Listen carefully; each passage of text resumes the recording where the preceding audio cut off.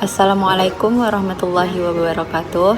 Perkenalkan, kami dari kelompok 2 yang beranggotakan Hafizatul Hidayah dengan NIM 22053078, Hindri Berlianita dengan NIM 22053082, Tiara Devina dengan NIM 22053110, Salsabila Ramadhani Hasri dengan NIM 22053104. Baiklah, kami akan mulai presentasi kelompok kami dengan judul Hakikat Ilmu Pendidikan. Penyampaian materi pertama akan disampaikan oleh Tiara Devina, dilanjutkan dengan Indri Berlianita, Salsabila Ramadhani Hasri, dan Hafizatul Hidayah.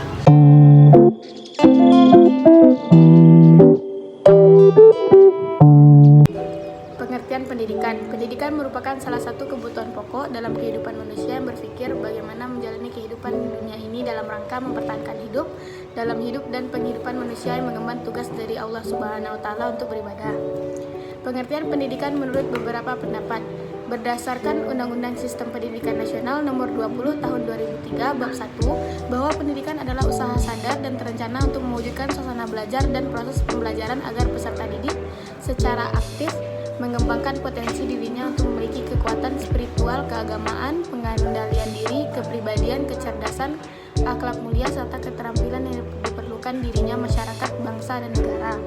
Menurut Ki Hajar Dewantara, pendidikan berarti daya upaya untuk memajukan tumbuhnya budi pekerti, kekuatan batin dan karakter, pikiran atau intelek, dan tubuh anak. Menurut William F., pendidikan harus dilihat di dalam cakupan pengertian yang luas. Pendidikan juga bukan merupakan suatu proses yang netral sehingga terbebas dari nilai-nilai dan ideologi. Menurut Kosasih Jahiri mengatakan bahwa pendidikan adalah merupakan upaya yang terorganisir, berencana, dan berlangsung kontinu atau terus-menerus sepanjang hayat ke arah membina manusia atau anak didik menjadi insan paripurna, dewasa, dan berbudaya. Dalam bahasa Yunani, pendidikan adalah pedagogik, yaitu ilmu menuntun orang Romawi. Menurut orang Romawi, melihat pendidikan sebagai edikere, yaitu mengeluarkan dan menuntun atau tindakan merealisasikan potensi anak yang dibawa waktu lahir di dunia. Menurut bahasa Jerman, melihat pendidikan sebagai Erziehung, yakni membangkitkan kekuatan. Unsur-unsur pendidikan. Yang pertama, usaha. Usaha dibutuhkan untuk mencapai sebuah tujuan yang telah direncanakan dalam pendidikan. 2. Tujuan. Pendidikan yang harus memiliki sebuah tujuan yang jelas. Hal ini diperlukan untuk terfokusnya sistem pendidikan yang berlangsung.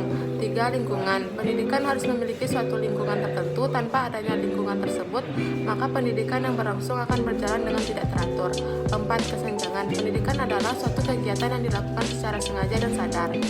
Macam-macam ilmu pendidikan. Yang pertama, normatif, memiliki ciri-ciri dasar atau aturan yang mendukung aturan-aturan dasar yang sudah berlaku. Contohnya, melestarikan budaya bangsa melalui pembinaan budaya-budaya daerah yang bersifat positif. Yang kedua, deskriptif, menggambarkan seluruh peristiwa belajar dengan tepat atau tidak dimanipulasi dari mulai siapa siswa, apa yang telah diajarkan sampai nilai yang diberikan harus betul-betul menggambarkan perolehan hasil belajar anak. Yang ketiga, teoritis, mengkaji bidang keilmuannya secara luas atau profesional sampai hal-hal yang terkecil-kecilnya atau atomistik. 2. Pengertian hakikat pendidikan. Hakikat pendidikan dapat dirumuskan sebagai berikut. Pertama, pendidikan merupakan proses interaksi manusiawi yang ditandai keseimbangan antara kedaulatan subjek didik dengan kewibawaan pendidikan. 2. Pendidikan merupakan usaha penyiapan subjek didik menghadapi lingkungan yang mengalami perubahan yang semakin pesat. 3. Pendidikan yang berlangsung seumur hidup. Pendidikan merupakan giat dalam menerapkan prinsip-prinsip ilmu. Pendapat mengenai hakikat pendidikan dapat digolongkan atas dua kelompok besar, yaitu 1. Pendekatan reduksionisme. Pendekatan reduksionisme melihat proses pendidikan peserta didik dan keseluruhan termasuk lembaga-lembaga pendidikan, menampilkan pandangan ontologis maupun metafisis tertentu mengenai hakikat pendidikan. Teori-teori tersebut satu persatu sifatnya mungkin mendalam secara vertikal, namun tidak melebar secara horizontal. 2. Pendekatan redaksional. Teori-teori atau pendekatan redaksional sangat banyak dikemukakan di dalam ruang lingkup ilmu pendidikan. 3. Hakikat pendidikan menurut Islam. Istilah taklim mengesankan memberikan proses pemberian bekal pengetahuan, sedangkan istilah tarbiyah mengesankan proses pembinaan dan pengarahan bagi pembentukan kepribadian dan sikap mental. Sementara istilah ta'dib mengesankan proses pembinaan dan pengarahan bagi pembentukan kepribadian dan sikap mental. Sedangkan istilah ta'dib mengesankan proses pembinaan terhadap sikap moral dan estetika dalam kehidupan yang lebih mengacu pada peningkatan martabat manusia. 4. Tujuan hakikat pendidikan.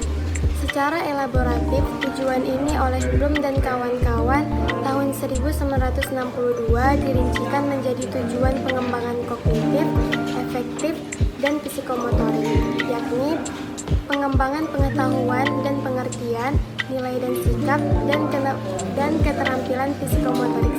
5. Unsur dan faktor yang mempengaruhi pendidikan. 1. Peserta didik. 2. Pendidik.